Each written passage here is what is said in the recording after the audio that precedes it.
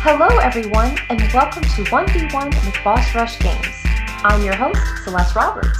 Today, I have the pleasure of interviewing JD, founder and host of the Loser podcast, wherein he covers all the horrors of the video game world from people to the settings themselves. Hey, good evening, JD. Hello, how are you? I'm good. It's Thursday when we're recording, and that's the part of the week where I kind of feel like I've hit a wall. Yeah, waiting for the weekend. Yeah, how about your week? How's that been? It's been pretty, normal. Just at-home stuff, like I said. I'm a stay-at-home dad, so it's teaching my son, pretty much that. What are some of the biggest challenges being a stay-at-home dad that you've faced? Pretty much I've faced with that is like coming to the reality that kids don't stay kids forever, and once you start seeing them, like it feels good to watch them grow, but once you see them grow, it starts to make you sad seeing them like get older. Oh, and Yeah. that's probably how your parents felt, I'm sure. Yeah, I'm sure. I feel like most parents would be like that too. Do you like to play video games with your son? Like, I know he probably can't really hold anything or maneuver that well, but with him watching you playing anything? I would like him to. He's starting to understand like who Mario is. Anytime he'll see a picture of Mario, he'll say it. So like he's easing his way in there. Oh, that's really cute. And I really like that you try to involve him in your hobbies because I Hmm. think it's important for kids to see what makes their parents tick. What are their interests as well? Yeah, I definitely agree. I mean, he's a monster truck kid. I play monster trucks with him, so he can like some of my stuff too. Oh, that's so cute. Does he like to watch any particular shows? He right now he's into this Blippy show. I'm pretty sure a lot of people know about that. Is it that character who has glasses and a hat, like a striped hat or something? Yeah, and he wears like blue and orange. Mm-hmm. Yep, he's really big into that right now. Oh gosh, do you see yourself starting a YouTube channel with like a family vlog? That would be kind of fun. I haven't thought about that yet, but like when he was a lot smaller, I was doing YouTube, and I thought it would have been like he is in one of my videos. Like it's about how me and my wife met and all of that stuff, and I mentioned at the end like him being born and stuff, and I show him in the video too. Oh wow, I didn't know you had a YouTube channel.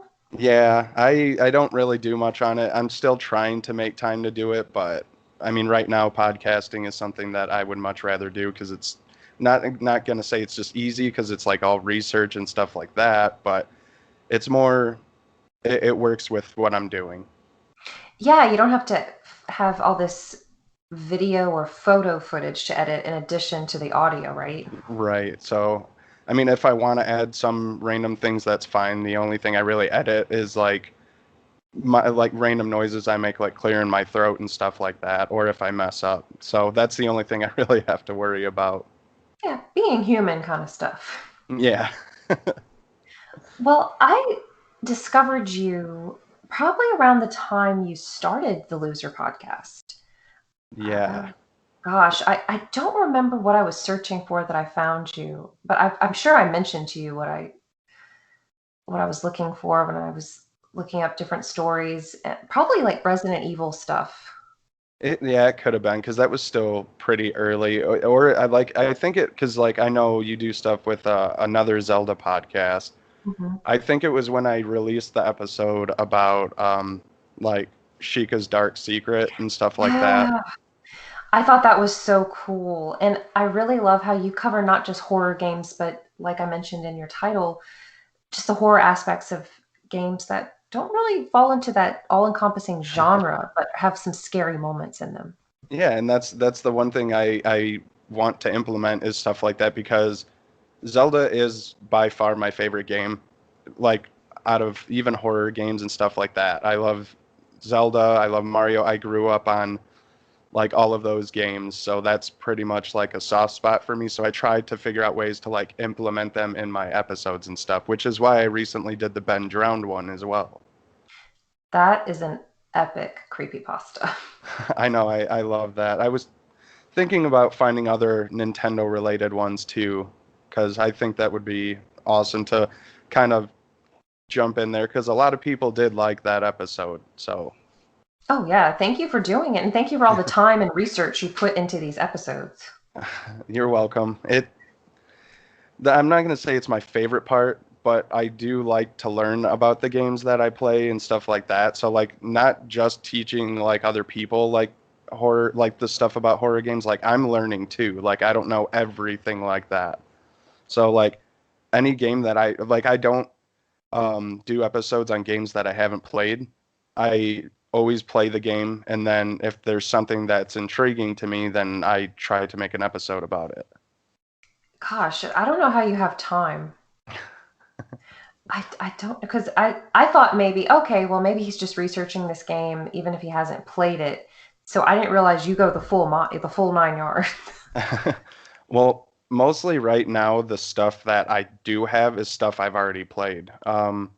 There was something that I talked about a couple days ago, which like trying to contact that gaming company. I haven't played it, but I plan on it. So that's like while they're helping me or like waiting on that, or I'm waiting on them to help me with all of their like stuff they're gonna help me like story wise with. I'm gonna run through it while that's happening. So that has to be a different way of producing and preparing an episode from what you're used to, right? Yeah, normally I've already like because I looked up the game already and it has nothing. It's such a brand new game that I can't find any backstory, not even like people trying to make up something like lore wise or theory, stuff like that. Like it's so brand new that I went straight to the actual company itself to talk to them about it. Have you done that before with any of your Mm, episodes? nope, that was the first one. Well, kudos to you. That is awesome that you're shooting your shot like that. Yeah, I know. I told my wife about it. I was like, that's the first time I've ever done that. Like, I mean, my very first season with Outlast, I actually did get contacted by Red Barrels, but that wasn't me contacting them. Because like that was like a huge accomplishment for my very first season. So that felt really good. Oh gosh, I can't wait to dive in because this is so cool. Because you've been doing this for a little over a year, right? Yep. Year December 14th. That's awesome. So I want to know about some of your earliest memories of video games because that Um, seems like a big pastime of yours. Earliest things from gaming, I do remember like when I was a kid, I used to have like a room downstairs and like my uncles and everybody would play like Nintendo and stuff in the living room. I'm pretty sure I was like 6 years old and for some odd reason remember this, but like I couldn't sleep one day. I walked out into the living room and my uncle was playing Super Mario 3. So like he just let me sit there and watch him play. Like I never played yet. Like I didn't start playing until Super Nintendo came out. The very first game I had ever played was Zelda. My dad went to go get us dinner one time and he left his Super Nintendo on that had a Link to the Past on it. And I remember just picking it up and playing it for the first time because I watched my uncle play video games and I was like, okay, well, this looks kind of fun. And then not too long after that is when I saw my dad leave and I was like, okay, I'm going to give this a shot. So the very first game I ever played was Zelda, A Link to the Past, and that's like one of the fondest memories of mine because that's what actually started me playing. Oh, Um, that's such a good game. the very first horror game I've ever played was Silent Hill for PlayStation. I remember it um, when I was like 12 years old, I played it for the first time and I was like so into it that like I like cuz I would always have to look up when I when I was playing cuz I would sit on the floor and my TV's like up on an entertainment center. My neck ended up getting stuck like that from looking up all the time that like it hurt so bad, but I couldn't put it down. Oh man, that's I haven't played any of the Silent Hill games, but I've listened to some of your episodes where you touch on it, Hmm. and it sounds really good. It's definitely really good. Very atmospheric up until you hit like four. Once you hit four is when it starts to change. Like four is good, but after that it's not so atmospheric anymore. Hmm. But yeah, the one through three I loved a lot. Four was all right. After that, I just kind of fell off. I still played them, but just fell off. Do you like any other types of horror mediums? Uh, me and my wife actually, most of the time when we say, "Hey, do you want to watch TV?" It's always mostly horror stuff more than anything else. If we can't find anything like horror, we'll end up watching like comedy horror or just comedy stuff like that. Yeah. Um, Anything like that is really cool. We love movies. We watch them all the time. I can't tell you how many I've saw. Be like with me and her just sitting there watching them. What are some of your favorite ones? A Nightmare on Elm Street is by far my most favorite horror movie. I love all of them. They're all really good.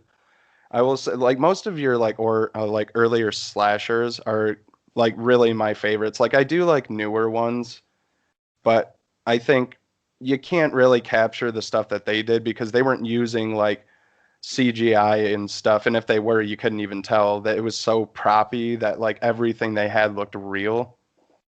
Well, in a sense, until you realize it was a mannequin. But other than that, yeah, like majority of my favorite movies are really like earlier ones, unless we find that one movie that just happens to be really good, which is very rare. But we like sometimes, and then it's just like we'll just watch it to watch it. So, what is it about horror that you like so much? When I was a kid, it was always the adrenaline of it, like being scared and like obviously as a kid that adrenaline is going to turn into fear, but as you get older, you realize not all of that stuff is real, and the aspect of still having that possibility of being scared is what like I like the most. Like haunted houses, me and my wife go to those too. Like just the adrenaline of being scared is just a really good feeling. Um, Basically, like being like playing on stage for the first time. Like it's a high you can't really get from anything else. Oh, do you play instruments? I play guitar. I didn't know that. That's awesome. Yeah, I used to play in a band. Around that time, actually, Nick and Matt were in a band together too. Well, yeah. Okay. So, what kind of music did you play? Played like a lot of the like I played metalcore type music, so it's like the heavier screaming stuff. But actually, Nick and them did too. So it was basically like the same stuff, but theirs was way like heavier than ours. Oh, wow. So, you don't really have time to do it as much anymore? No, and like I love music, but it's kind of like something that I thought I was passionate about at the time, but growing up, it's like I'm passionate about listening to it more than I really am like doing it. Hmm. Who are some of your favorite bands and singers? Um, my favorite singer is Ryan Zimmerman from Greeley Estates. My favorite band is Ice Nine Kills. Okay. Are they the same kind of genre, metalcore? Yeah, and they like I ended up falling in love with them more recently. Well, it was like 2 years ago. They released an album called The Silver Scream, which is like all songs about like older horror movies and stuff. So I thought that was amazing. Songs about older horror movies? Yep. What? They made a whole album on it and it's so cool. Are we talking the original Dracula and Frankenstein and Wolfman? Unfortunately, not that early. Like older, like mid or early 80s to like late 90s stuff, like A Nightmare on Elm Street, Friday the 13th, Texas Chainsaw Massacre, stuff like that. Hmm. It was really good album. I literally couldn't put it down for a very long time. Okay, you're gonna have to send me a link to that because that sounds really cool. Yeah, I can definitely do that. But I was I was wondering about your opinion on some of the really old horror movies that I, I'm sure you're familiar with Rob Zombie. Oh yeah, Yeah. definitely. And I was listening to him, and I think he was just talking about, or I don't know if I was listening or reading. I can't even remember. That is so sad. But he was talking about just the amount of work those people had to put in for the effects for Hmm. those movies, where compared to 2021 standards, we might think it looks cheesy or unbelievable, but at the time, for those people, it was outstanding. Yeah, I feel like because like I've heard that most of the time, like in horror movies, there's like so much makeup that has to be applied that it's like insane. Because like I'll even bring up like the recent It. Like I loved the remake of that, but they even went as far as like making his eyes CGI to move like awkwardly to like give it like a more creepier effect. Like I thought that was kind of weird. Out of everything that you could CGI, it's his eyes. Hmm. Like, yeah, I always thought that was weird. Like the movie's great, I love it, but I don't know, it's just always bugged me. I didn't know they did that for that. It's they had to be. I'm not saying people making movies today are not creative, but it I guess what you're saying about with the makeup, there were more challenges, and they really had to implement different techniques. Yeah, I feel like there was more applied than there is now because like even the remake for, well, it wasn't really a remake, kind of, but the A Nightmare on Elm Street, they CGI'd most of the burns. From what I remember, that's what they did. Like in Freddy and the original ones, like it was all makeup, and they made his like part makeup and CGI. So I feel like they try to do the bare minimum, but make it look like more. Hmm. So if you could star in a horror movie, would it be The Nightmare on Elm Street? Probably not, because I do love the movie, but that would be such a terrifying situation. I at least want to have a chance. So, um, I would probably have to say uh, a Night of the Living Dead. At least like at the original, at least that point, I would probably have a chance. Unless I was surrounded, then I'd be pretty much done. So you think you could evade them pretty quickly? Yeah, but I mean that goes with saying like with the knowledge we have now about zombies. In that movie, they portrayed like they had no idea what it was, so I guess that kind of makes sense. But if going into it with knowing everything, then yeah, I would probably say that movie. I'd be more smarter than them. Yeah, you could outwit them easily. Definitely. Do you like to read any horror books or stories? I the most that I have read like horror wise is mostly creepypasta stuff. Like I go on the internet and like search so much stuff. Like the Slender Man episode I did, I actually researched Slender Man years prior to that episode, so I actually knew a lot about him before I even did that episode. So that was like all knowledge from when I was like probably early 20s, and I'm in my early 30s now. Welcome to the club. Yeah. Do you go through this? I was just telling my boyfriend this today. I'll be 32 this month, and sometimes I forget that, and I keep thinking I'm just 30 because after 30, the numbers in between until 40 just, I don't know, they kind of blend together. Yeah. I'm still on the mindset that I am 20. Like I still like I have the responsible like mindset, but I am mostly a child at heart. So I still try to act like that so I don't feel like the I'm 30 and have to need a nap every day. Do you take a nap every day? No, actually I don't, which is surprising like because of like taking care of my son and stuff. Like I do want to take a nap. Sometimes I'll take like a micro nap and then I'll be up pretty much like that. So, what is a day in your life like? Do you want to share that? Literally in the morning, I wake up at 9, I go downstairs, let the dogs out, get their food ready, let them back in. And we have a Dane, so the Dane, after she eats, she has to go back in her cage because of bloat, which is like her stomach flipping right, like after her eating, stuff like that, and Oh, like poor her thing. playing. So you don't want that to happen. So like, and I'm also teaching crate training to our German Shepherd Husky puppy. So he goes in his cage as well. After they eat, then I get my son's food ready and stuff like that. And then I'll go upstairs, get him changed and stuff like that, and bring him downstairs and then let him eat. And then pretty much it goes from there, letting the dogs back out, and they're a lot in the morning.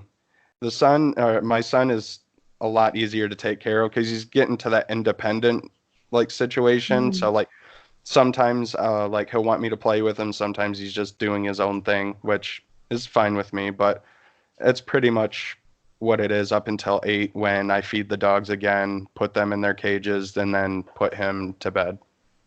That is a lot of responsibility. But after 8 is always the best part because that's if my wife's working, that's when I record my episodes. And if she's not, then we just hang out and watch TV and stuff like that. Catch up on the day. Have your quality time. Definitely. I think it's really important to continue quote unquote dating your spouse. Yeah, definitely. Because I'm like not going to get too into it, but like beginning of the sun, it rocky. Like stuff, it gets crazy. Mhm. Emotions are everywhere. Oh But yeah. it just takes a strong couple to stay the way they were.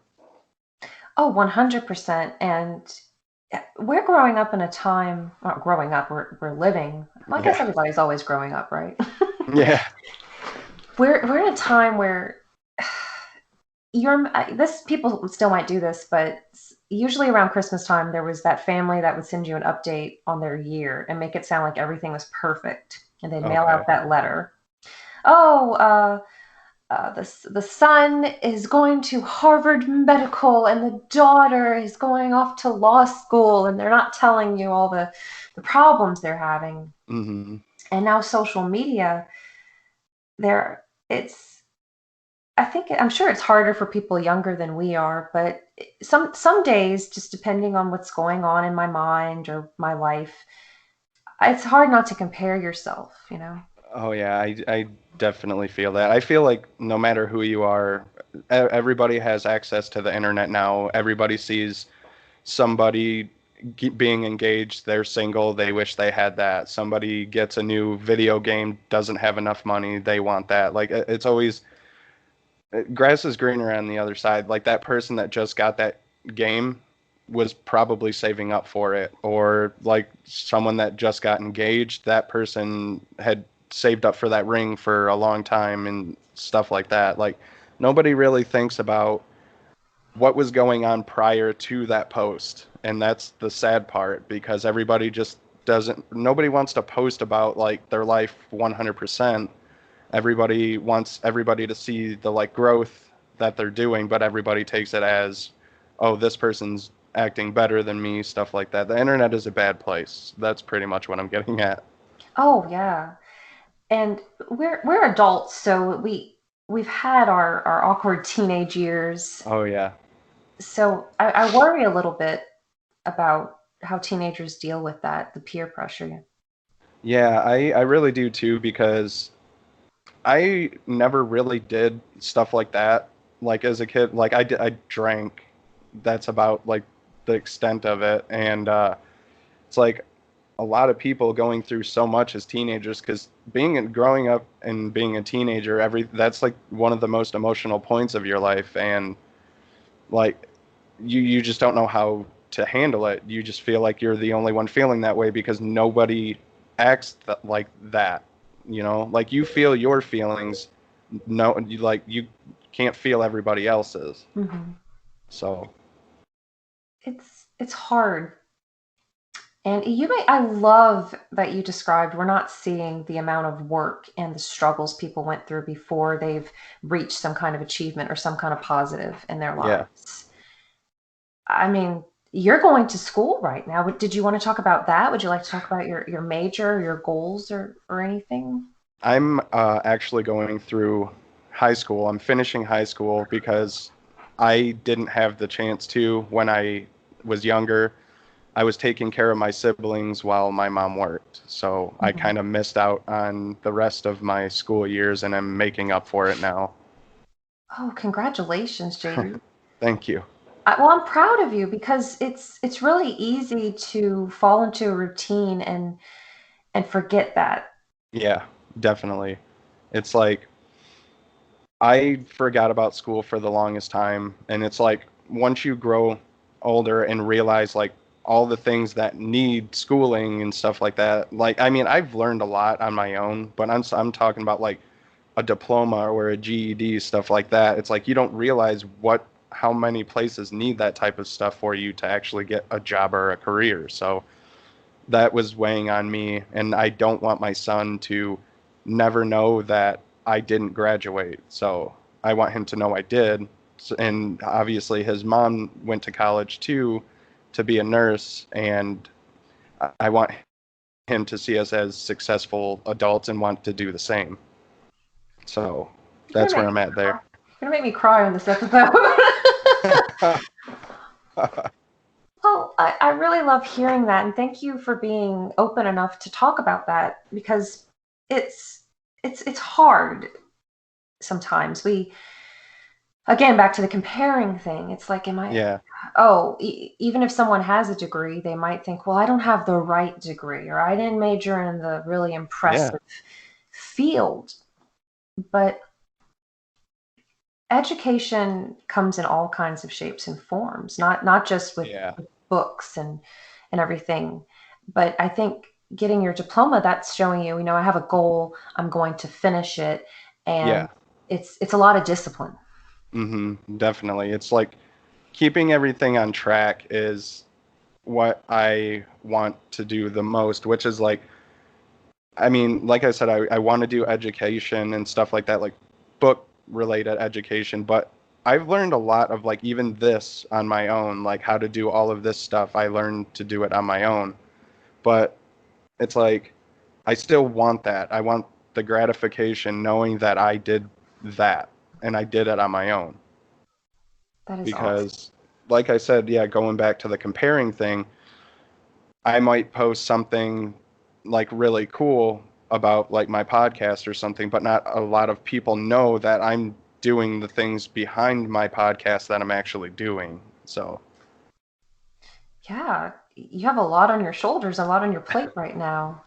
yeah, but it's worth it. I get all of the responsibility stuff done and then I get my hobby, video games and podcasting. So, It sounds like you're very family oriented because you help take care of your siblings and you have your wife and your son. yeah, I grew up basically with that, so that's kind of where it comes from. Is I used to clean the house all the time. I not very big into cooking, but I would have to like I would get the ingredients as a kid, and my mom would have me put it all together, stuff like that. Like, don't get me wrong, I've actually had like I'm good at making food, like for like culinary jobs and stuff. Like I'm really good at it. It's just not something I want to do. Hmm. But yeah, like I grew up learning all this type of stuff, so it's kind of like something that I just worked myself into growing up. Well, don't take that for granted because there are people our age and older who still haven't mastered those Yeah, skills. So you're way ahead of the curve. definitely. I've had several years of experience. I bet your house is super clean. Well, you have a baby, so I'm sure sometimes there are a few messes Oh here and yeah, there. definitely. All like he just Christmas just passed, so he's got a lot of new toys and stuff. So that's trying. It's like hard to like. He's already got a playroom. Well, not really a playroom. It's like his stuff is in there, and it's also downstairs, and you got to switch it around occasionally for him to think he's got like more new toys and stuff. It's crazy. But I think it's also important to let your home feel lived in too, not like a Yeah. museum. Oh, definitely. Like, I mean, I'm not gonna lie, not everybody's house is spotless because I mean, his toys are like normally everywhere. Like I could easily pick them up, but I just look at it and I'm like, mm-mm, I don't feel like it.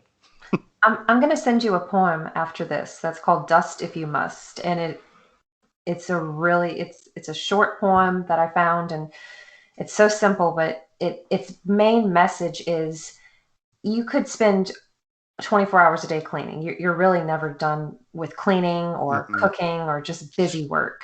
But you Right. don't forget to live in between Mm-hmm. all of that. Definitely. And I'm not like that's what I'm like basically my whole way of life is like I do all of my responsibility things. I also do what I want to do too. I'm not going to veer off from things that I want to do because it's my life also. Yeah, I think when we're on our deathbeds, we're not going to think, man, I wish I had passed the vacuum just one more time. Right. Yeah. That's that one dish that I didn't wash. Now I regret it that I didn't do it. Like, no. What are some of your favorite subjects in school? I'm not gonna lie, I don't have very many because I will say my biggest one that I like the most is psychology. I actually like the idea of the human brain and that type of stuff, body language. Like I I got so into it to the point where like even if there's like one thing moved slightly in the house, I'm like, why is that moved like that? Like I pay attention to things like because of that. Like psychology is probably my all-time favorite. Um, my least is obviously math. A lot of people don't like math, but science would be my second probably. But yeah, that's probably about the extent of it. I'm not very like subject oriented with it. I just have like a couple favorites, which are those two, and then everything else is just kind of it's there, and I have to learn it. Do you think you'd like to pursue anything with psychology when you're done, or is it more of like a pastime? No, I mean, I would. My original idea for after school was to be a substance abuse counselor. Really? Yeah, that was one of the first things that I thought of psychology wise that I wanted to do. Oh wow. Have Yeah. you personally known anybody who's dealt with that? Yep. A lot, like a couple people in my family and some friends. So it's like something that I have watched happen. So I definitely know somewhat about it. So it's not like I'm just in the dark and like, hey, I want to do this. Like I've watched the dark side of everything happen. And I like that you pinpoint it to psychology because mental health is just as important as physical health. Yeah, definitely. It really is. I mean, it's always really cool to just think about like in your head like what could this person be thinking like not even like substance related just like in general like they choose to do something like this person picked that pop and not that one what in their mind was the reason that that's their favorite or they picked that one like it's something as simple as that it's like choices and like watching their movements like I people watch all the time and that's like the thing that I pretty much learn and watch like people do stuff like that. Me and my wife both do it actually. Is she also interested in psychology? I don't think as much as me, but she's definitely like into the medical field. She's a NICU nurse. So Oh, yeah, she deals with babies. oh gosh, Not, I shouldn't say deals. Sorry, she takes care of babies. hey, here's your baby. Here's the next one. Right. Oh, oh, I'm sure that's a wonderful and rewarding career, but I'm sure it's also a little heartbreaking at times. Oh yeah, definitely. The one thing I can say that I was really happy about when our son was born, he was a preemie and he ended up in the NICU that she worked in. So that was really cool. Oh, he's doing okay nowadays? Oh yeah, he's really good now. He's like I said, he's running around and again, yeah, he's got his own personality going, like he's figuring things out. He's a really smart kid, and that's what I like the most is to see him learn and when you ask him questions, he'll wait a second and like stuff like that is really cool to just watch him think. Oh, I bet you would like to learn more about child development, like that kind of psychology. It could be good because I mean I've watched it for a long time, so You would really, really enjoy, unless you already listened to this. There's a podcast called Why We Do What We Do. it sounds familiar. I don't know if I did though. They release one episode a week. It's actual psychologists, it's people who work with people. They've studied it, but they talk to you conversationally. It's very informative, but they're not using all of this jargon to make themselves sound smart. They sound like Hmm. everyday people, and they cover all kinds of topics. They covered my favorite series they did last year was one where they interviewed people from all kinds of political parties. Not Hmm. just they interviewed a Democrat, they interviewed a Republican, a Green Party member, and a Libertarian, and they gave them the platform. Hmm. So Okay. it was very interesting, and they even covered masturbation. That's a fun topic. Yeah, but they don't. They did it very tastefully, just the psychology of it and Yeah. why people do what they do. One of their recent episodes was on money, Mm, yeah. psychology of money. So I think when you were talking about psychology, I thought that might be something you'd be interested in listening It's called Why We Do What We Do. to. Okay. Yeah, I'll definitely check that out because that sounds like something that's pretty cool. Oh yeah, and I really like that it's a podcast, so I can do other things while I listen to Hmm. it. Yeah, that's what I love too. Like there's one of my buddies, Tea Time with Aladdin. I love listening to him. Sorry, there's trains that go by. I forgot to mention that. Oh, that's cool. Maybe you should jump on one and you could be like Uh, Arthur in Red Dead Redemption 2. I actually have done that. I've jumped on a moving train before. It was going really slow. It's not like I tried to like making myself sound cool. It was going slow. Oh, you pulled like a Michael Scott when he jumps on the train in The Office. Yeah, pretty much.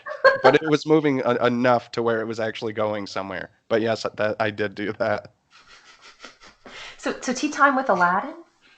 He talks about like a lot of stuff, like personal stuff. Like he's talked about relationships. He's also talked about growing up and stuff like that, things that used to be popular and like what's popular now. Like it's really cool to listen to because like he sounds so professional and like listening to his voice is like listening to like when you watch one of those movies and it's like painting over a city and it's like a radio playing and it's like a talk show or something. Mhm. That's the idea that I get when I listen to it. It's really cool. That's what I do when I listen like do stuff around the house and stuff. I saw that you shared some of his stuff, so I started following him. So I'm really Yeah. this is so sad. I haven't had a chance to listen to his episodes yet, but they are on my list. I have them on my Apple Podcast. You Ready? won't regret it. So what are some podcasts you like to listen to? One of my favorite podcasts is obviously WASD. I love listening to them because they make you feel like you're hanging out with them like Mhm. all the time.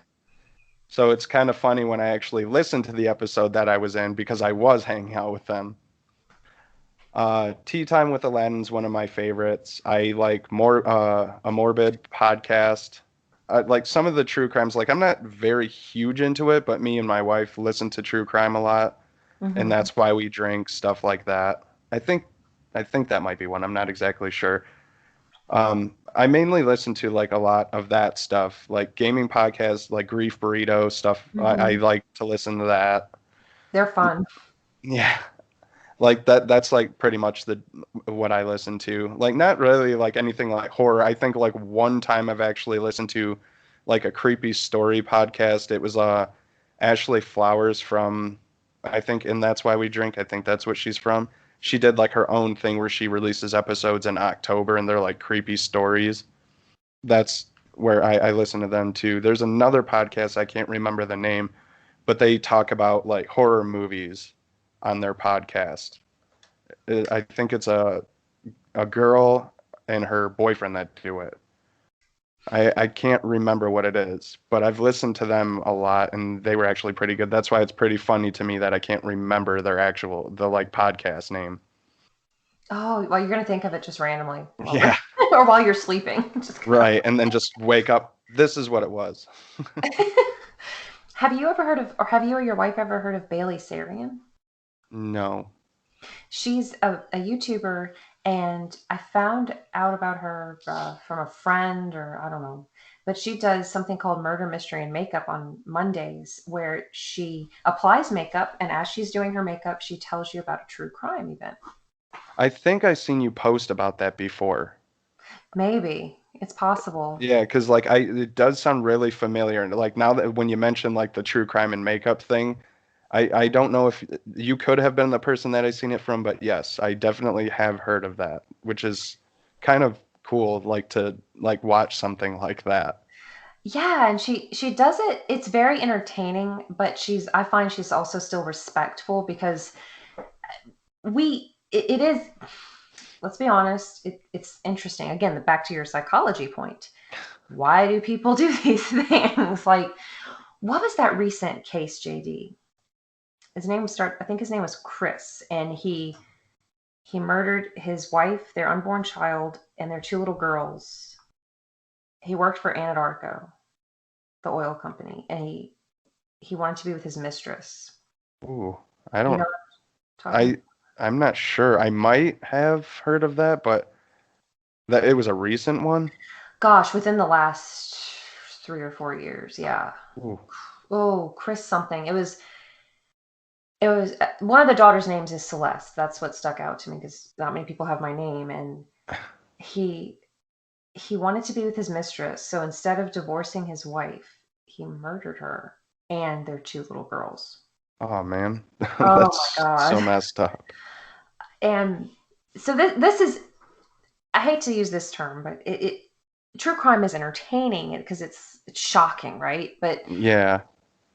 for people to talk about it, I really applaud people who can talk about it while still respecting the deceased at the same. Yeah, like because I mean to be completely honest with you, I did like that Mario episode that I did a while back. I don't know if you remember it about that Yeah. girl. Like that was really like something that I wasn't even sure about. Like I recorded that episode like months prior to the release of it because I wasn't sure about it because of that reason. It's like I don't really necessarily know the right things to say, and I don't want somebody to get mad at me for like saying something, like not even just like the name of a town, but like saying something that I shouldn't have, but didn't realize it was a bad thing, which is why I stick to what I do because if someone gets mad at me, it's like, dude, it's a video game. So, but no, I don't think that I could ever step into that because like the original podcast idea that I did have before this, because this wasn't even an idea of mine, it was me and Nick talking that got me into doing this, was a technically like a true crime podcast, but it's more, it was with my wife's sister, and it was supposed to be about the idea of why they do what they do more than the story of what they did and the people that it affected and stuff like that. It was why that specific person felt the need to do the things that they did in that moment, like even like Ted Bundy, Gacy, stuff like that. That was like the first idea. That is really cool because the psychology of murder. Yeah, exactly. And I think you know what? No matter what you do in life, there's always that risk. Someone's going to Yeah. be upset or offended, and you just have to put yourself out there and then Oh, do your due hmm. diligence. And if someone doesn't like it, well, they don't like it. There's always going to be someone out there that does, and they can be your biggest fan. So that's pretty Yeah. much the way that I go about it. Like, if I get a negative comment, okay, I was upset about it like a while, like when I first started because like it's new for me, so everybody's gonna be a little harsh because you're trying to figure out what you're doing, and it's like always hard to hear like something negative, even if it's just constructive criticism. Hmm. It just doesn't feel good when you feel like you're like doing really good because everybody's always super nice and they're like, oh, you're doing such an amazing job and I love what you're doing, keep it up. And then you have this one person that's like, dude, why did you do this way? Why do you sound this like it's just really hard to deal with that. I mean, not much now because I don't really care. If you don't like it, oh well. I like what I do. Like there's episodes where my intros were like wild for a while. It was something random for a while. I wanted to do it because I thought it would be funny. So Hey, this is a journey, right? yeah, There aren't any rules. It's life has enough responsibilities in it, so these kinds of things need to be done because you enjoy them. yeah, definitely.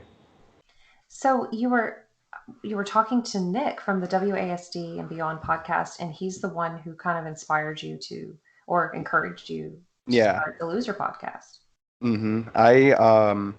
I was streaming on Twitch, and it was to the point where I kind of was like bumming out because like I would always stream, no one was there, and it's like I always had this one friend Sean that was always there, and he is like it was like my biggest supporter, and it's like I get that it's really cool that you're always in there, but like when you don't have enough eyes, like you're playing because you want to talk to people. Like it's like I don't want people to watch me play a game.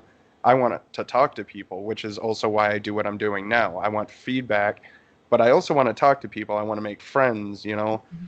And uh, I I started listening to Nick's podcast and stuff like that, and was talking to him about it. And goes, "Oh man, you should start one." It's like I don't know. That's not something that I feel like I would actually get into. And he's like, "No, seriously. Like we have so much fun." And like the more and more I listened to Nick's podcast, I was like, "All right, I'll do it." Nick helped me with figuring out what I needed to do to set everything up and get going. My idea was to do what I'm doing for the podcast, and here I am a year later still doing it, which is fun. So what's the story behind the name of your podcast? This actually was asked to me by, do you know who EXP Cast is? I think so. They're a gaming podcast too. They interviewed me like really early on. Like I was still in my first season when they interviewed me, and they asked me that same question.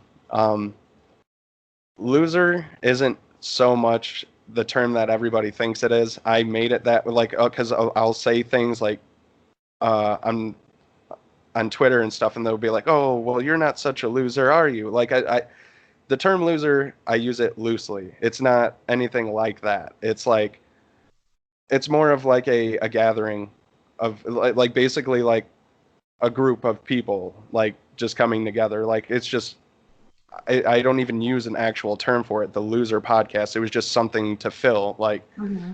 I don't think it's like a bad term to use. It's more of a you know how when you're in school as a teenager, you're growing up trying to find yourself, stuff like that. A lot of people would get called loser and stuff like that. I'm taking the word loser and making it into like more of a community of people that are happy with what they're doing, happy with listening to stuff like this, loving video games, weird stuff, you know. It's more of like a positive thing than it is a negative. Yeah, I think like a term of endearment. Yeah. Kind of like, get in, loser, we're going shopping. Yeah, definitely. Like loser in that sense is more like a friend because like that's exactly what they mean like as a loser like friends call each other stuff like that all the time. That's the route that I'm taking with it, not the you're a loser thing. I like that. That's really neat. And I like the logo for your podcast because it looks like it's supposed to be called the Lover Podcast, right? And then it has Yeah, the S over the V. yeah, I definitely it inspired. Really? Okay. Okay, I was wondering that. Yeah, because you know how on her or on the cast it says loser and then the V is wrote on it in red. I've never seen it. Oh, I know. I know. I'm so bad. it's it's okay. So But I didn't know that. It's from the It? yep, yep, that was inspired by it. Huh. I thought you were just making like fun of like lover, like, oh, lovers are losers. Nope, it's an it reference. Oh, that is really neat. Yeah. Well, what are some of your favorite horror games? My most favorite is Silent Hill. Hmm. I will always love Silent Hill because it was the first one I played. Um, Outlast is a huge one for me. Me and my buddy Sean got like really into it and did this thing about beating it on insane mode. And like the thing is like you'll start from the beginning. If you die even in the middle of the game, you start right back at the beginning. So it was like a huge thing that I ended up getting doing it over and over and over. That like I started to really like pay attention to the game and its characters and stuff like that. So like that became one of my favorites, which is why that ended up being my very first season, is because of that specifically. Oh, Uh, awesome. um, I really like. I'm trying to think because like there's a lot of games that I do like. I like really atmospheric games, like something that you don't really know if you're gonna get jumped out at or if just something's creeping on you. Like anytime that you have that sense of, is there something behind me, is always something like a really favorite game of mine, like Amnesia. Like you're being followed by a dark presence that you can't see, and then like it just follows you throughout the whole game, and you just can't see it. Like I really like that game for that idea. I like a lot of indie games too, like Cry of Fear. That's why I did an episode on Cry of Fear as well. Um, Probably most of the stuff that I've seen on YouTube, like I haven't played like a lot of the indie games, but I really like them because I watched people play them. But I didn't have really much access to it at the time because I didn't have a computer. But Hmm. those are like my top ones that are my favorite. Oh gosh, so this is making me think of what are some of the scariest moments in those games that just come to your mind that you were really stressed, it was really suspenseful. In Outlast, there is a specific moment, like you have this guy, Chris, that's following you. He's like this really big, he's a very big mutant looking guy. They're patients in like I'm trying to think, an experiment, and they're all deformed and stuff like that. So they're real people, but they look like monsters. And there's like one spot where he like chases you. Well, actually, there's a lot of spots where he's chasing you, but you have to like be careful in some points where he doesn't see you. And then like the moment you hear him say something, it like terrifies you immediately because you know he's behind you, but you don't know how fast he is. Mhm. Like stuff like that is really cool. And I talked to Nick and Evan about this one in Silent Hill 2, like right in the beginning. You start out like right by your car, but then you walk down these stairs and you're trying to make your way to Silent Hill, and then you're just hearing like all of these noises, and you're just waiting for something to happen, but nothing really happens. It's just like all these really creepy like sounds. Like anytime there's like an ambient, like just quiet, and then you just start hearing things is like really what scares me. There was a moment when I was streaming on Twitch. I was playing Silent Hill 3, and there was a room that you go into, and it's completely quiet. And then you like walk up to this crystal ball, and all of a sudden you start hearing footsteps. Well, when I was streaming that, I was streaming in my living room, which has wooden floors, and I had it up so loud to the point where I wasn't sure if it actually was in the game or if it was my house. Like I was terrified. Like I took off my headphones and started looking around because it sounded like somebody was walking upstairs. And I was Mm. like, yeah. So that I'll probably pick that to be the scariest moment for me because I literally thought somebody was in my house. So you can sleep like a baby even after watching horror movies and playing horror games? Oh yeah, because after I do that, I go on YouTube and watch like Markiplier or like Yub and stuff like Hmm. that to make me laugh a little bit, so that I don't like keep it in my mind. Because one time I did fall asleep after playing horror games, and I watched Markiplier play a horror game, and I ended up having a really crazy chainsaw dream, like of someone being murdered, and I'm like, oh nope, no Markiplier before I go to bed anymore. Oh yeah. I used to watch his Five Nights at Freddy's videos. Oh yeah, I love that series. I think it's It's a good scary. series. It's so scary. Yeah, and like the idea of it, it's like something so innocent, but then Mhm. you find out that it's not. Like I'm gonna be going into that too. I was wondering. I think you just did a poll about that. Yeah. Uh, I'm definitely gonna be doing that because I feel like a lot of people don't actually know the background of that. They know that kids were murdered and stuffed into animatronics. That's pretty much what they get. They don't know anything else. So I've already looked it up. I don't have everything done with it, but I'm getting there. Oh man, I don't know if I can go to Chuck E. Cheese again. Well, actually, a lot of people, there's a theory that there was a murder that happened. I don't remember how, if it was like in the 90s or something like that, where 5 people died. And it just so happens that Scott ended up making 5 animatronics and 5 kids got killed and stuffed into them. And the whole Five Nights at Freddy's was based on the murders at Chuck E. Cheese. Yeah. What? What? Yeah, I don't think I don't know if it's actually like the murders are real, but I don't think that the connection is actually real. I think it's just a theory. It just so happens that like ironically is a thing.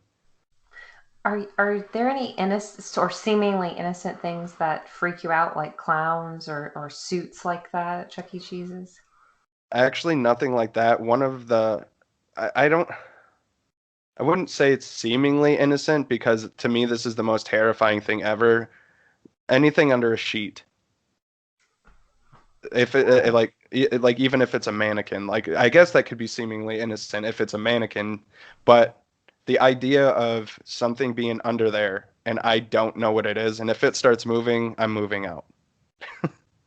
Oh man. So if someone did the classic ghost with a white sheet with the eye holes cut out, would that kind of freak you out? No, that would be different because like the eye hole things, it's always that really big fear of not seeing anything like eyes, nose, like any features at all.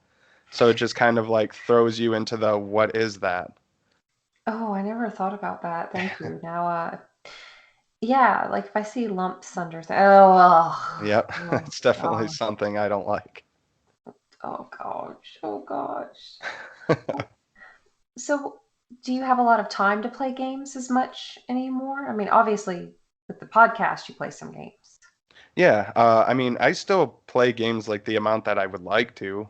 Mhm. It does like my son just kind of does his own thing, so it gives me more time to do like some stuff that I want to, whether it be cleaning or playing video games, because he's got like this little tablet. He's not always on it, but like he learns stuff off of it, so we let him on it occasionally and stuff like that. So yeah, I get my time in whenever or when he's sleeping or when my wife's at work and I don't have anything to do like recording or editing, I play games like a good amount to where it makes me happy. So, Oh, I'm so happy to hear that because I am not there.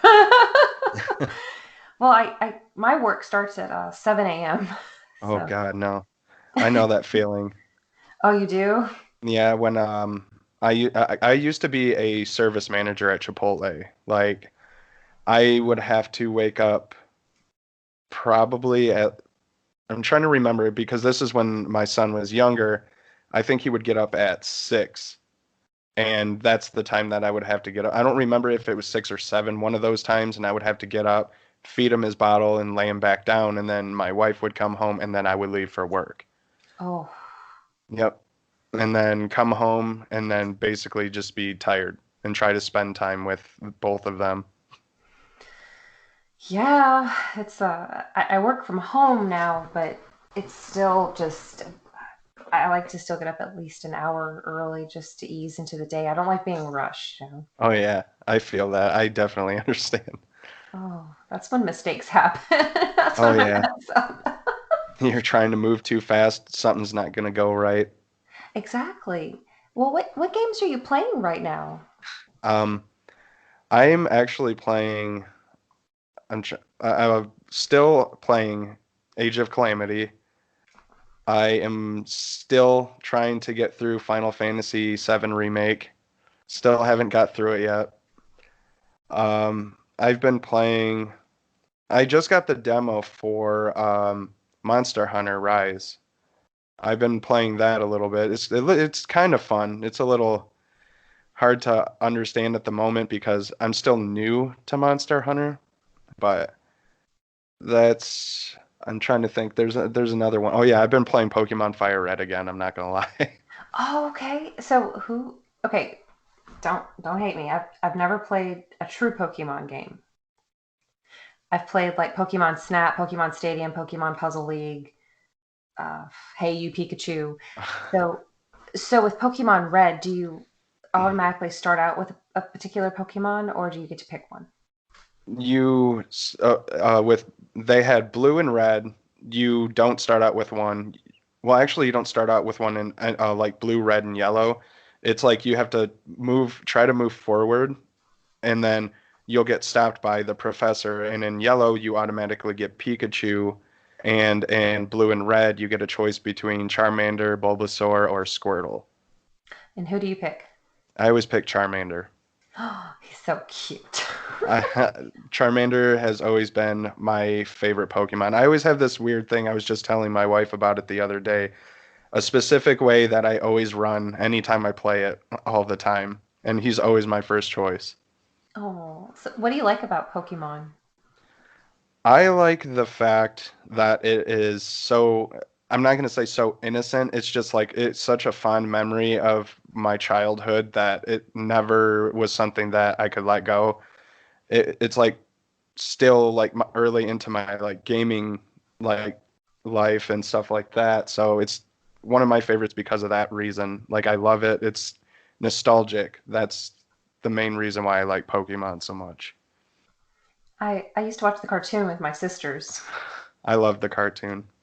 It was cute, and it actually had a lot of good lessons in it, Hmm. from what I remember. Were you big into anime or those kind of cartoons when you were growing up? The only like is Pokemon considered anime? Because if it is, then I would like watch that Dragon Ball Z and Mhm. actually I think that's it. Honestly, I wasn't very huge into like anime, Yeah, but there are a lot of series. yeah, yeah, there definitely is. Like people talk about like all of these animes, and I'm like, never even heard of that before. And then like there's so many, it's crazy. I can't keep up. I used to watch Toonami in the afternoons. Yeah, I did too. Oh yeah, actually, that is true. I used to watch like Yu Yu Hakusho, Hmm. Cowboy Bebop, Full Metal Alchemist. So yeah, is a couple that I used to watch. What about Gundam Wing? I was bits and pieces with that. Hmm. Like if I saw it, I would watch it, but like if I missed it, I wouldn't like be upset about it. But yeah, I did watch some of that. I know it's on Hulu right now. Hmm. They have a lot of anime, but okay. You said that you guys like to watch a lot of movies. Do you ever find with either movies or TV shows, sometimes you just have something on in the background that you've seen 1,000 times? Yeah, I actually went through The Office about 3 times going while doing schoolwork or just playing Switch. Really? So Okay. yeah, Tell me all your Office opinions. Tell me favorite episode, favorite character, because I love The Office. I'm not gonna lie, I love that show. Like me and my wife didn't actually like the first season, so we started on season 2. I eventually went back and rewatched it. I ended up being all right with it, but I didn't start liking it up until like the second season. Um, I'm not really sure on favorite episodes, but I think Dwight would probably be my favorite character because he's such an odd person and he's like super like awkward sometimes. Like he's super funny. I like him. I can't really say that I really have a negative opinion at all on The Office. It's like you either like it or you don't Hmm. situation. Because I've never seen an in-between person that's like, yeah, I like some episodes. Like it's either you like all of it or you don't. Same thing with like Parks and Rec. Yeah. Do you like Parks and Rec? Yeah, I used to binge that too until they took that off Netflix, so now that's gone. Oh, it's so good. It definitely is. So what kind of plans do you have for the show? That are there any is there anything different you see yourself doing? Is there any like listener feedback that you're implementing? I haven't really gotten much listener feed. Well, I have been actually. Okay, this kind of goes hand in hand because the new thing that I'm starting to do with my channel is creepypastas. Hmm. It wasn't something I originally planned on doing, but I technically accidentally did one, which was Siren Head. He's not. Oh, actually, yeah, he's a creepypasta. So and that became one of my biggest episodes. So it kind of like clicked, and I'm like, what if I did more of those? So I decided to like do the Slender Man and then the Ben Drowned. But I also asked people what they wanted to hear, and I actually got from this Kit Girl 99 that she wanted me to do Ben Drowned. That was the second recommendation that I did because yours was first for Eternal Darkness. That's the like feedback thing is I'm starting to actually ask more people what they want to hear and if they like everybody like I've gotten a couple like I still have a few that I have to do. I have Maniac Mansion to do, which is going to be one soon, which is a very old game from like the 1980s. I saw that. I saw your tweet today. That's going to be so Yeah, fun. I just watched Jeremy Parmentier with the Retrovaniacs stream it. He was playing it. I had never it, seen it before. it's a point and click. It's not necessarily horror, but it has horror elements to it, which is why I'm doing it. Because a mad scientist, if there's a mad scientist involved, there's horror behind it. Yeah. I like I mentioned earlier, I do like that you cover the horror aspects of games that seem to not really fall into that genre, because I could think of some games that have spooky elements right off the top of my head. Yeah, I mean, I'm willing to take any request from anybody because, like, if somebody wants to hear something, maybe it's something I didn't think of, so I'm willing to do whatever. Because, like, yeah, there's actually a lot of games that I've looked up that have horror elements, like Sonic, even, and I'm trying to make like bonus episodes. I think that might be another thing I'm trying to move into is unfortunately I might finish Silent Hill as a season and then I don't think I'm going to do seasons anymore. Hmm. I'm starting to it really is starting to be less fun doing it that way, sticking with just one game. Like I did the first Silent Hill 2 episode. Like, don't get me wrong, I love the game, but I like doing all of the characters. I plan on doing that, but making the episodes longer if I do that instead of making seasons out of it. Um, and then I immediately went into what was it? I can't remember what I did after that. Ooh. I think it was right before Eternal Darkness. Cry of Fear, then it was Eternal Darkness, then I did the two Ben Drown episodes. I could look it up right now. But if I recall, that's what they were. Like, yeah, I've even put Undertale in my stuff. Like, it's been so long, I kind of forgot I did that. Oh, Uh, yeah. Earthbound, I did Earthbound. Yes, yes, I really like that one. Yeah, it was Cry of Simon, Cry of Fear. Yeah. Okay, so yep, Cry of Fear, then it was Eternal Darkness, then the Ben Drowned ones. Mm-hmm. And oh yeah, and then the one with Nick and Evan.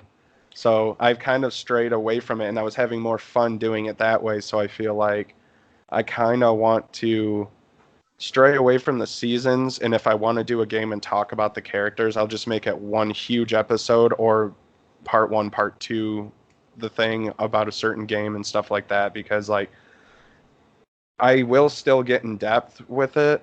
I just it's like I want to do it and then I want to do something else that I really want to do because I have so many episodes that it's like I wait for it because I want to finish the season first and it like just starts to drag on sometimes. Like even if I really like it like I do, like I try to seem like more enthusiastic about it and show how much I actually put into the episode by like stuff like that.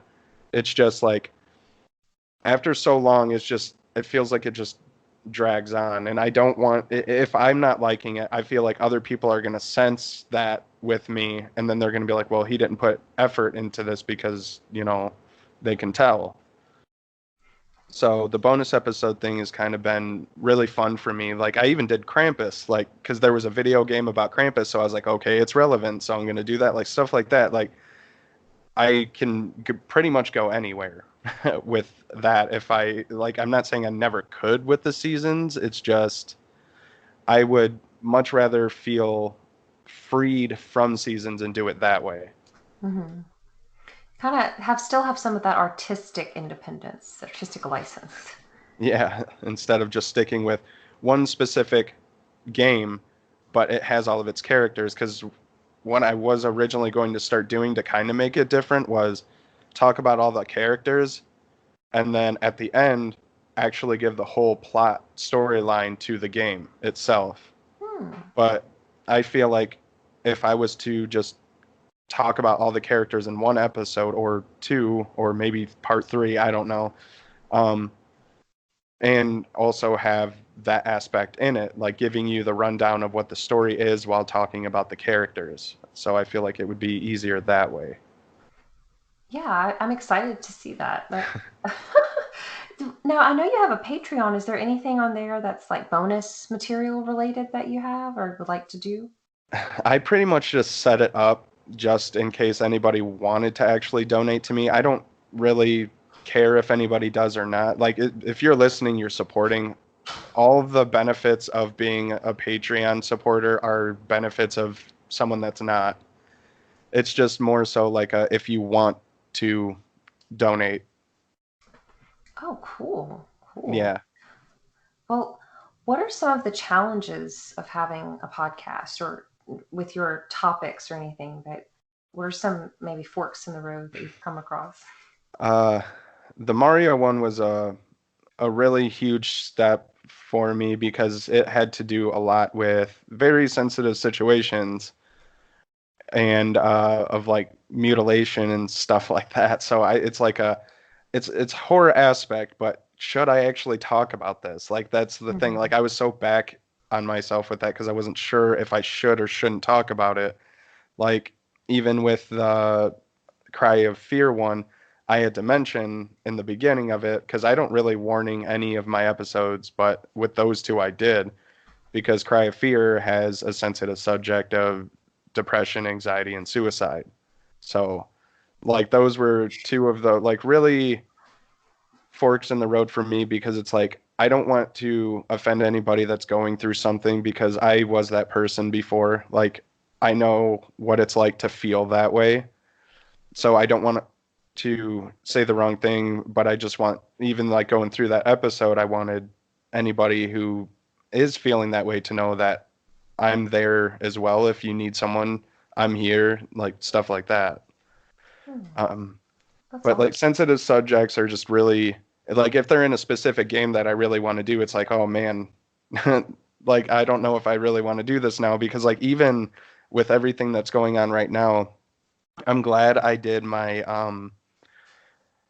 Earthbound episode beforehand because with the whole racism thing going on right now probably wouldn't have been a good idea because like the characters that I talk about in Earthbound actually look like members of the KKK and that was something Yeah. I and that wasn't something I wanted to portray and I got really nervous about it. So I wasn't sure what people were going to think.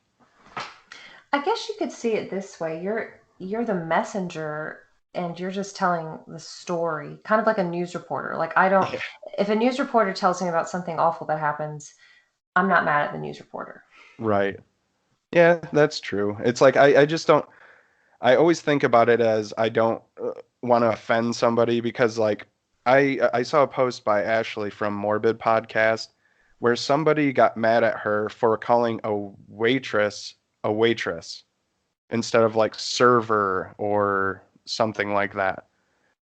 Like I don't want to get someone mad at me for something really, I'm not saying those subjects are stupid, but like something like that, like it's like, come on. I don't want to deal with any of that. Like, so I try to work around everything because if I really wanted to act the way that I do, I actually cuss a lot, but I choose not to because I mean, I'm not sure if kids are really going to listen to the stuff that I talk about, but if by chance they end up doing that, I would much rather keep that out of it and just let them focus on whatever is bad in that situation rather than what I'm saying. Plus, Hmm. a lot of the people that we both know on Twitter are getting like bad reviews for swearing. I'm not saying it's bad that they do it. It's just like, why is that the one thing you pick out? And I just don't want to fall under a category of offending somebody or someone getting mad at me for like cussing too much, stuff like that. So I don't even deal with it. Oh, if okay, like you could turn it off. Mm, Like that's how I see it. And so, I mean, like just with the waitress thing, was it the actual person who waited on your friend who was getting mad, or it was someone getting mad on their behalf? no, it was like Ashley from a Morbid podcast. One of their episodes that they did, they said, I think they said waitress in the episode, and one of their fans got Oh, mad at them for saying waitress.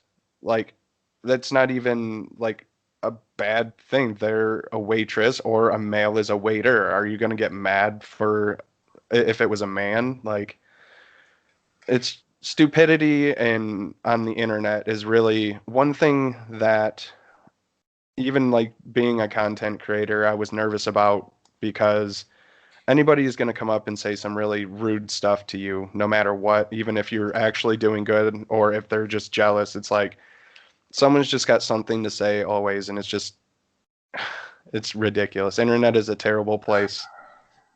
I don't. Look, I'm not blind to the horrible things going on in the world, and I'm not arrogant enough to pretend I understand what certain groups of people are going through. But Hmm. I don't like to seek out things that make me angry. I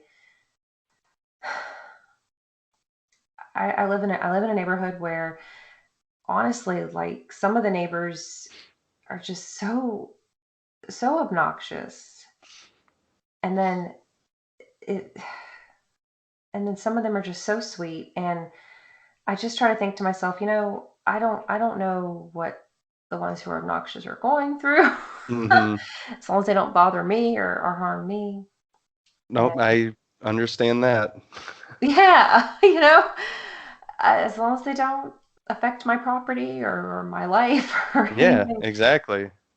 I just try to be nice to everybody because I've worked in retail before, and there were some situations where some customers were absolutely horrible, and Oh yeah.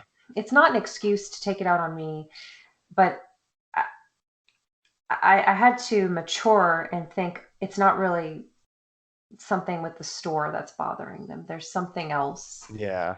going on, and That's just one thing, like the straw on the camel's back, pretty exactly. much.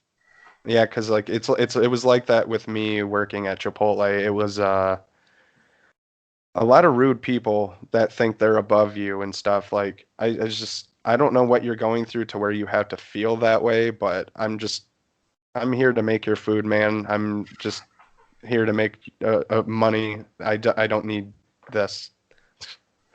Like I've had people like say some really rude stuff to me, to me being a manager actually really like not upset me, like made me like want to cry, but like really made me want to say something to them. I stopped making their food and just walked away. If I didn't, I would have got fired. Yeah, sometimes you just have to decide, okay, what is the best option in this situation? Definitely. And again, it's one of those things where, look, I know people are going through stuff, but everybody's going through something. Yes, You definitely. you don't know, and that's why I think it's important. Like how you were saying, the internet's a horrible place. I think and I know you exemplify this. We all need to be better to one another and be a light, a beacon, so to Yeah. speak. Yeah, definitely. That's pretty much why I like doing my podcast the way that I'm doing it. Like, I've not really had any negative feedback on it, and a lot of people, like, I've had people really like it, and it just makes me feel good because it's like, I think in my head that maybe like there's that person out there that listens to what I have to say, even though it's not like inspiring stuff. It's just something that they have a common ground with me and they really like it, and and it makes their day, and like that's something that I like to think about.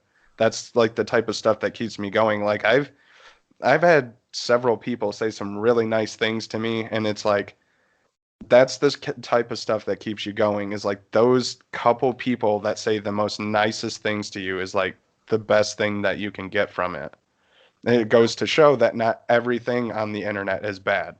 Like the whole internet isn't bad. It's just there's bad people doing bad things that make it feel that way. It's a great, great point, JD. And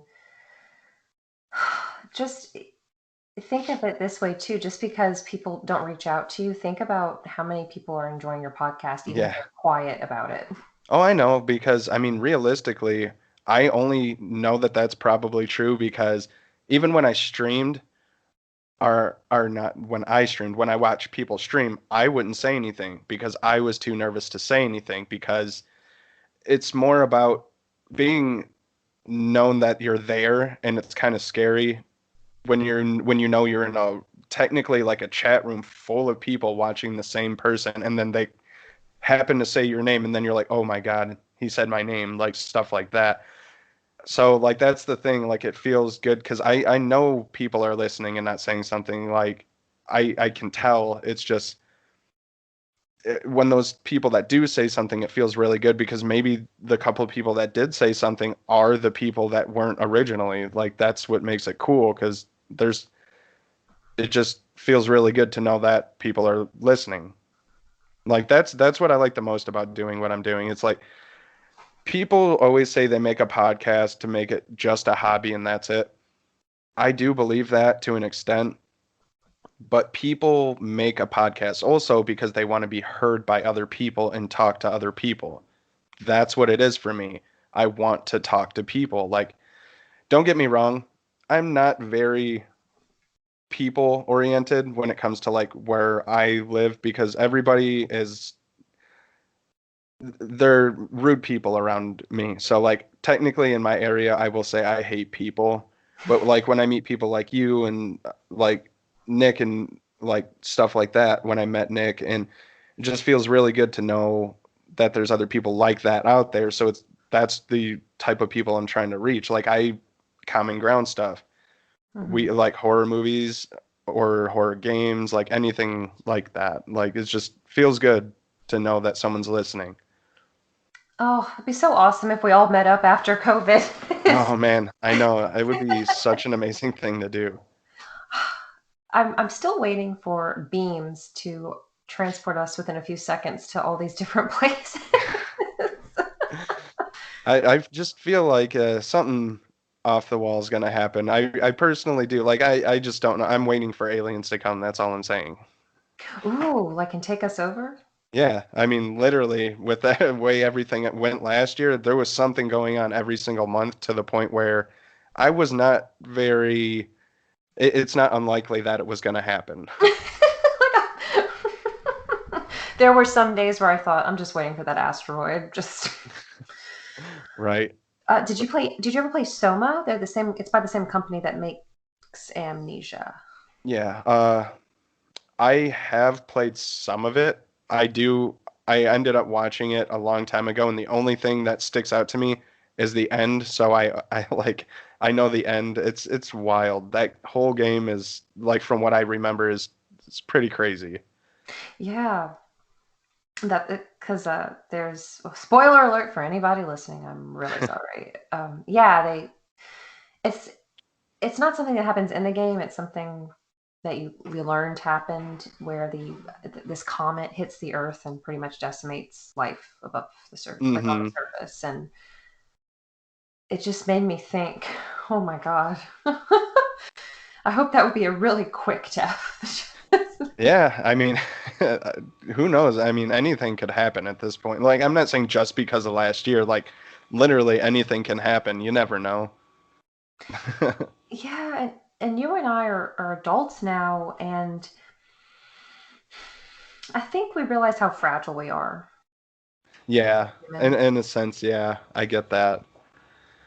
It's like when you're younger, you don't, the only things you really worry about is playing outside, your friends, or video games, or reading, anything like that that's really big to you. But like when you get older, you start to realize everything, like literally how everything really is. Hmm. And that's what becomes so fragile. Like a human life is so fragile, and you just don't realize it until you get older. It's hard. That's another reason we're all temporary visitors here, Yeah, and we need to make it the best we can. most definitely. And I agree. so people like you and everyone in our group and just people I've met online, it gives me hope because I'm very thankful for the internet. Despite all the bad things on it, Hmm. it's nice to get out of our little cocoons where we live, Oh where yeah. it can feel like I'm the only one who thinks the way I do in my area.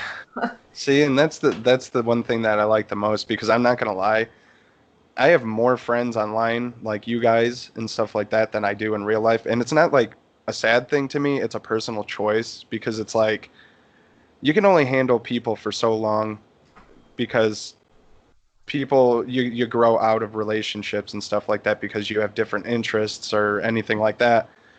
And that's the thing. It's like when you grow old, or not old, just older, you don't realize that the golden days are gone. It's just you grow up and start to adult, and then you start to push on, things change. You don't have that freedom to meet up after school or meet up after work. You have priorities, you have responsibilities, like stuff like that. Like that's pretty much why my friends group is so small because of that reason. I think that's normal as we grow up. It's quality over quantity. Yeah, I definitely agree. I'd rather have two or three good friends than thousand friends that probably aren't real anyway. So Oh yeah. There's that cliche, I'd rather have 4 quarters than 100 pennies. yeah, pretty much. That's exactly where I am in that. And just when you said getting older, it made me think, one of my look, I know older people can be very cantankerous, very grumpy, very irritable, but we're all going to be old one day. And I was someone who's very close with my grandparents, for example, and whenever I see people complaining about older people moving slowly in a store or struggling with something, it makes me sad. Yeah, because it's like as you grow older, you like start to realize these things. Me and my wife were just talking about it. It's like as a kid, you wonder why your parents say and do the things that they do, and then you grow up and you're doing them and realize like why they were doing it. It's like comes full circle, and that's going to be the same thing when like seeing your grandparents and stuff like that, the way they talk, the way they act, it's going to come full circle again, and then you're just going to be like, oh, that's exactly why they were saying and feeling that way. Hmm. And we're if we all make it to old age, we're going to be slow, and there's going to be some kind of technology we might struggle with. Yeah, definitely. So just be nice, everybody. Come on, don't Right, be a that's jerk. what we need. We need more rejoice, pretty Yeah, much, because there's too much hate in the world. yeah. So thank you, JD, for bringing us the Loser podcast because it is so much fun. I I'm truly glad enjoy it. I'm really glad to know that there's people out there like you that really enjoy it because it was, like I said, it wasn't something I originally was going to even do. It was Nick that pushed me to do it, and the idea of what I was going to do seemed like something. interesting. And I actually didn't know this at the time. For horror games, what I do is actually not very populated. It's not a congested genre like what well horror might be, but what I'm doing specifically is a very niche podcast. So it's good. It's like not a congested situation. So when people hear about it, they're like, "Oh wow, that's awesome." So like knowing people that are out there that are looking for something like that, once they find it, like it's cool to see like them happy about it and like say it sounds awesome. And like it's just really cool to see people like it. Something Yeah. that you create. I think everybody should be creating something, even if it's simple, even if it's elaborate, whatever. I don't care if somebody wants to build a dollhouse, somebody wants to do Right. a podcast, play a song, eh, learn a sport, whatever you want to do. Just it's it is so easy to get caught up in the responsibilities of life. Hmm. Definitely. So you make the best of what you got. You got a talent, show it off. That's pretty much what it is. Yeah. Well, JD, is there anything else you'd like to mention about the Loser podcast or yourself or life or anything? I mean, realistically, I mean that my whole life right now is pretty much just my family and podcasting and school, stuff like that. Pretty very chill, like not chill person. That's not what I was trying to say. Like a very easy person to like catch on to because all I do is the couple things that I say. Like I'm at home all the time as a stay-at-home dad, so it's pretty much me. Oh, well, thank you again for your time tonight. I really appreciate it. And I think that your listeners and people who are curious about the Loser podcast are really going to enjoy learning more about you. See, like a little peek behind the curtain, so to speak. Right. Well, thank you for having me. I really appreciate it. It was fun. It was really fun. And we got philosophical. Yeah, definitely. It's cool when you just come up with random conversations. That's pretty much what the immersion thing. That's what happened. We would just start talking about something, and it would just blow up into this big conversation about something else. So I know. I like you made a good point. I love Zelda as well. And you made a good point that you've never felt immersed in it. And I thought your reasoning was valid. I could see that. yeah, like that's you need something that's going to catch you, and if you don't have something that's going to catch you, it's just a game that you enjoy. Hmm. There's nothing That's wrong with that, but at yeah. the same time, immersion's hard to pull off. Oh yeah, it really is. And also, if you get immersed in a game, that is definitely one of the greatest feelings ever. Like it's definitely something that you don't get with every game, but when you get it with that specific game, it feels it's really cool. It's like something you just can't stop playing. So few and far between, but so Yeah. exciting. Hmm. Well, where can people find you? You can find me on Twitter at loser_podcast1. I think it is. I'm very bad with that, but I'm pretty sure it's loser_podcast1. You can find me on Instagram, the Loser Podcast. You can also find me on most of your podcast networks like Apple Podcasts, Google, Spreaker, stuff like that. You can find me, the Loser Podcast. Awesome. And you have a link tree on your Twitter profile, which is very helpful. Yeah, I have a link tree. It goes to my merch, Patreon, and where most of the podcast places you can find me. Awesome. Well, thank you guys so much for listening. And if you have any questions about the Loser Podcast, reach out to JD. I'm sure he'd love to interact with you. Definitely. I love meeting new people. That's awesome. And we're so happy to meet new creators and get to know them better. Yeah, definitely. Well, you can find us on Boss Rush Games wherever you listen to podcasts, bossrushgames.com. Oh gosh, I think we're at Boss Rush Network on Twitter. Help me out. I don't know, Corey, if you're listening to this, help me out. But but we have our network of shows, including the Loser Podcast. So check out everybody. We have a lot of cool content, a lot of really creative ideas. Mm-hmm. All right, guys, until next time, see you later. Bye.